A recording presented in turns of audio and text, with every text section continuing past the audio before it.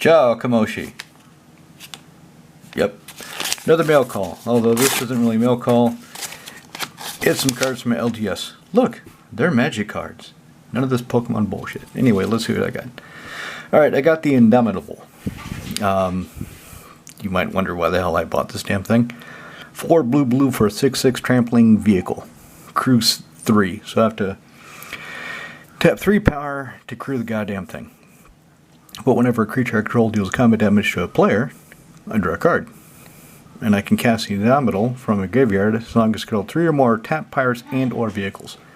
Well, the deck I'm going to put it into, I might have some pirates in it. I'm not going to have any other vehicles in it because I don't like vehicles that much. The only other deck I play that has vehicles is Modern Merfolk. So, I don't have any other commander decks. I just don't really use the damn things. But I'm building a Tatyova Benthic something. What is she? Benthic Master? Hang on, let me fucking look it up.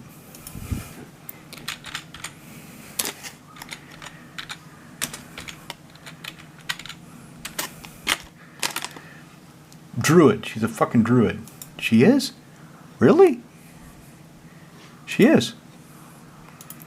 Okay. Anyway, so I'm going to build Tatyova Benthic Druid because the other guy, Acer,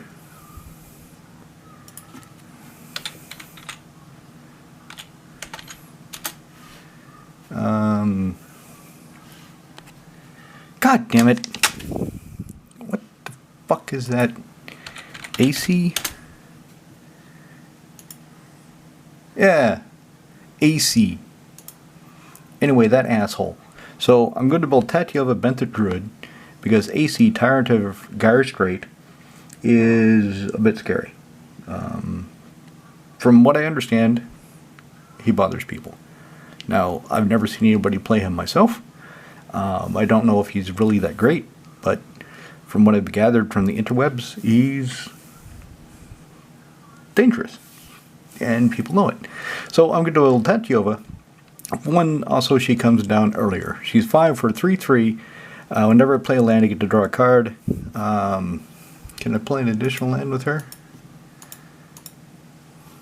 Whenever land control enters, gain 1 life, draw a card. Okay, so whenever land control enters, gain 1 life, draw a card. I don't get... I can't play more lands per turn, anything like that. With AC, though, he will be in the deck. So he will be in the deck. The deck will be sea and sky. I'll have a few non-sky, non-sea creatures like Seed Bermudas. A few. Not that many. I'll put AC in there just for fun. So I got the Indomitable because I want some ships in there. I don't have that many ship cards. I've got Ghost Ship, which isn't very impressive. I've got Pirate Ship, which unless I give it a Basilisk Collar, isn't that impressive. And I've got Merchant Ship, which I'm going to try to put the Merchant Ship in. I've got an original Arabian Nights Merchant Ship, and I'm going to try to put it in the deck because it'll be funny. Now, I might not put it in the deck because it's really not that good of a card, but I should force it in there just to be funny. Anyway, what else did I get? I got America. I was really disappointed this isn't foil. I guess they don't have foil. I don't know what this is from. I don't know where it was printed. It's got a Secret Lair drop series icon. I didn't look it up. I just somebody, and I should look it up so I know who to credit. Somebody on my channel. I don't know, Connor Sapphire, maybe. One of the lads. They told me about this chick, and they said you should play her. Oh no, it wasn't. It was, oh, who's that dude? There's this dude that does these funny magic videos where basically he takes a commander and he takes the piss out of it. He makes all these shorts. Mardo something. Anyway, Mardo something. He did a piss take on her, and I thought, oh, she's Jund colors. She'll be great for the rebuild of Korvald.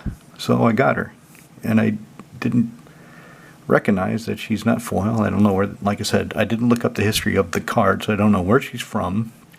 I don't know where she was printed. It looks like Secret Lair drop series, but I don't fucking know. Anyway, 2 black, green, red for 7/4. She must be blocked if able. As long as it's my turn, she has indestructible, meaning whenever she attacks, she's indestructible. Whenever she deals damage to a creature, if that creature has dealt excess damage this turn, that creature's controller sacrifices a non-creature, non-land permanent. So even on blocking, if I attack, if I get attacked and she's blocking, and I kill, let's say I'm getting hit with 4/4s coming at me. She hits a 4/4. She deals excess damage to it on the block. So whoever attacked me would have to sacrifice a non-creature, non-land permanent. Planeswalker, enchantment, artifact, something like that. Funny. I also got a high market. Needed another high market for Korvald because I ran out. I think I've got high markets in all but 4 of my decks. So I wanted one for Korvald to make sure that if something is... Also to help the sacrifice. Korvald, every time something is sacrificed, he gets a +1/+a counter, I get to draw a card. So if somebody's going to exile one of my dudes, I can save it from getting exiled. And if Korvald's in play, and he's not the one getting exiled, which in most cases he probably will be the one getting exiled, I can make him bigger. Okay, there's his sneak attack. So this is Korva's sneak attack. The anime foil version. It's kind of weird. So when I looked at the picture on the LGS website, I thought that's kind of cool. Now that I'm looking at it, it's kind of weird, but I'm sure it'll grow on me. It's fine. It looks like he's actually sneak attacking. The funny one where you've got that ogre trying to hide behind a bush and said he's trying to do the new tactic of ambush. Fucking wizard and their stupid puns. I didn't really care for that one. And then the one with the dragon running down his claws out and he's going to get a soldier. That one's pretty cool, but I would want the judge foil. And the judge foil is it's a bit more expensive. Not much, but I thought, I'll get this one. So I did. So that's going into Korvald. Speaking of Korvald, this is Korvald Sarkin Vol. This is the one that he'll get. The GB one. Nice thing about this one, compared to the other one I have, which is foil and signed, is I can actually read what the hell this is. The Neg 6. On my signed one, dark and signed right across the goddamn text. So it's like, create 5/4/4, must be 5/4/4 red dragon creature. You wrote over the damn text line. So at least I've got a reference now. But anyway, that one will be going into Korvald, who is done now. Just had to put the deck together. Unfortunately, one of the lads is sick. Another one can't come because of work. So the EDH night is canceled this week. I get Korvald ready. I get the new cards. And the lad's like, yeah, we can't do it this week. Fuck. That sucks. Oh well. Crucible of Worlds. So I do have Zern Orb in Korva. And I would like to put in Conduit of Worlds, but my LGS didn't have, they had this Crucible of Worlds. So I have 2 Conduit of Worlds in 2 different decks. I have 1 Crucible of Worlds in Hirobi. So I'm going to figure out how I want to balance the 2 Crucibles with the 2 Conduits. Hirobi will obviously keep the Crucible because he cannot have a Conduit of Worlds because he's black. He's got no green. So that means either Saskia or Sigarda might lose their Conduit of Worlds and go back to a Crucible. Well, Sigarda used to have a Crucible, and then I changed it for a Conduit to give the Crucible to Hirobi. So it might be she'll just get a Crucible back, and Korva will get the Conduit of Worlds. Anyway, this is kind of weird. I didn't know if I'd like it. I mean, it's cool that it's foil. It's a lot cheaper than the 5th Dawn foil. That's for goddamn sure. The one that I think of when I think Crucible Worlds, I think of the hourglass, the dust coming in, making a world. My battery's going to die. But I'm sure that'll grow on me. Conjurer's Closet, that is going in the deck of Sea and Sky because I will have creatures with comes into play abilities like Brian Speaker Sagana. If she gets blinked and comes back, I get some cards. I have no idea what I'm going to put this in.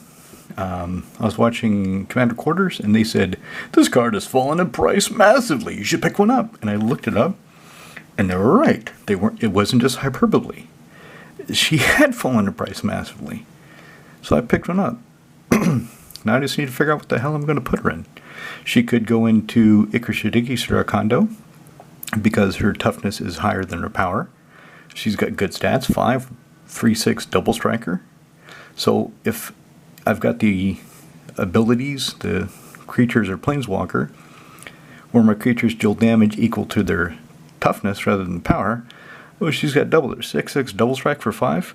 That ain't bad.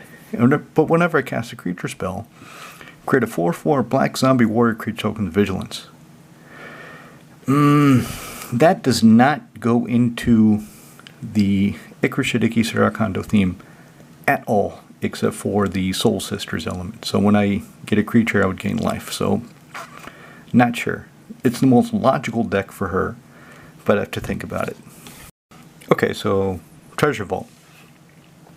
Just got done with God Eternal Oketra and the fucking battery died. But yeah, Ikra Surakondo is probably the best place for her. Probably be a pretty good place for her, actually. Treasure Vault. I got this for Korvald too. So tap it, and it comes into play untapped. So I can use it right away to get colorless mana. Yay, colorless mana. But I can spend XX, sack it, and create X treasure tokens. This will go into either Saskia tokens or into Korvald. I'm not sure which one right now, but I will use this because I only got one. I only got one because I have a tendency to get 2 of things like this and not use the second one. So I will use one in either of those 2 decks and see how it works. Kind of my idea is that if I get Urborg, Tomb of Yawgmoth, and Cabal Coffers out, let's say I have 8 lands, at the end of somebody's turn, just dump it all into Treasure Vault and create X treasure tokens. So putting her into Saskia tokens makes sense because Saskia has Nadir's Nightblade and a lot of tokens. A lot of tokens leaving play. Putting it into Korva makes sense because it sacrifices itself and it creates things that sacrifice themselves. So I would draw more cards and make him bigger. I'm not sure. Probably Korvald though. Hallowed Hunting. Anyway, 2 white for a non-legend. I can have a bunch of these if I wasn't playing Commander. I can make a modern deck with 4 of these if I lost my goddamn mind. Anyway, 2 white. As long as you control 7 more enchantments, creatures you control have flying and vigilance. Whenever you cast an enchantment spell, create a white spirit cleric creature token with this creature's power and toughness are each equal to the number of spirits you control. That's interesting. That's really interesting. In fact, this is more interesting for Kestia than Levitation. Levitation will come out of Kestia, and I'll put it in that blue-green deck I was talking about, Tatiova, and this will go in because I'll hit 7 enchantments pretty goddamn quickly with Kestia because she's almost all enchantments. I mean, how many enchantments does she have? Let me take a look. I know how much you guys love this when I show, I'm looking up shit you can't see on the computer, on the screen, fucking around. You're like, I want to see the cards. Okay, so 21 creatures and only 4 of them are not enchantments, so there's 18 right there. And then there's 24 enchantments. So she's got 36 enchantments. If I got the math right. That's good. So if she's got 36 enchantments, yeah, I'm gonna hit that pretty quickly. So this will go into Kestia, and Levitation will come out. We'll replace it. Also, while I'm at it, I'm going to give Kestia Reconnaissance. So Reconnaissance. 1 white. Remove target attacking creature control from combat and untap it. So, Kestia says, whenever an enchanted or enchantment creature control attacks, draw a card. Not whenever it smacks somebody upside their nappy little head. Not whenever it farts in somebody's general direction. When it attacks. So, if I have Reconnaissance out, I can attack with abandon, I can attack carelessly, and if I don't like what's happening, if I don't like the blocks, or I don't like the instants that are played, I don't like somebody, settling my wreckage, I'm going to remove everybody from combat that I don't want to actually engage in combat. But I still draw cards for everybody. Sounds like a pretty good plan to me. I like that. And we're back to this pirate ship. Or, it's not a pirate ship, it's a legendary artifact vehicle. Why isn't it a fucking pirate vehicle? Stupid wizards. Anyway, that's the mail call for today. I'm going to get to work on making that blue-green deck and changing Korvald.